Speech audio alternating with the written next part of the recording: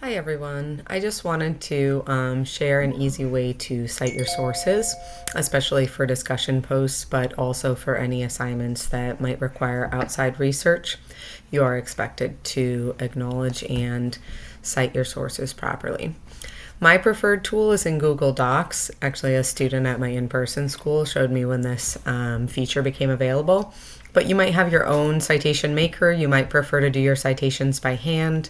There isn't a specific format that's preferable. Usually, I tell my students to use APA, but that's up to your discretion as long as you cite your sources.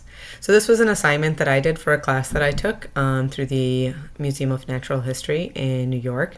And I just wanted to show you how I would format my citations correctly. So I did create my discussion post in a Google Doc, mostly so that it would save to the cloud in case I was mid-post and my computer shut down. I wouldn't want to lose my work. I did include some internal citations, so I just included like a small reference in parentheses explaining where I found the work. And if it's an internal source, like something that we all used that week, you can just say that. If it's your background knowledge that you're using, you should acknowledge that. But if you did any outside research using the internet or otherwise, then you should try to cite those sources properly.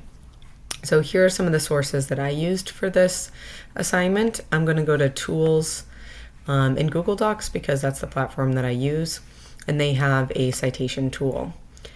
Then I'm going to change it to my preferred format, which is APA. I'm going to click Add Citation Source, and I'm going to change that to website. Then I'm going to search with a URL. So I'm going to copy this URL here, and let's see if my citation maker knows what to do with it.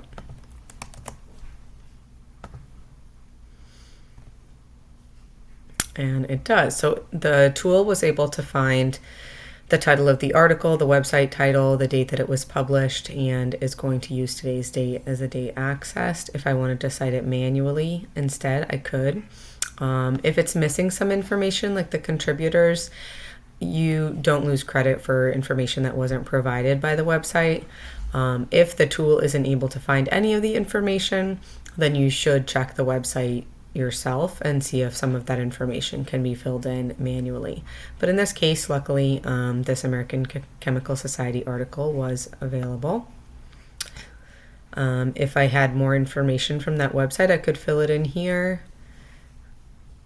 In this case, I'm just going to click Add Citation Source and got it. Then I'm going to do the same thing for my second source, which is also a website.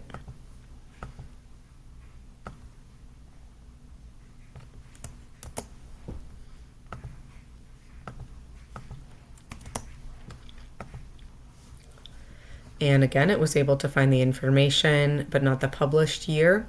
I could show that I could check this website and see if the published year is available or the contributors. I'm going to click Continue first, and then I'm going to go to the website.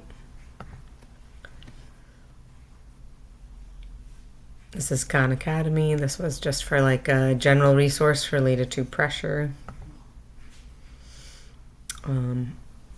I don't see contributors at the top. Typically like news articles will have the contributors. Sometimes more encyclopedic articles like this one will not. Just gonna scroll to the bottom. And I don't see a lot of pop-ups here. A published date or the contributors. So I am going to leave that blank in this case. Khan Academy is usually a pretty reputable source, so I'm not too worried.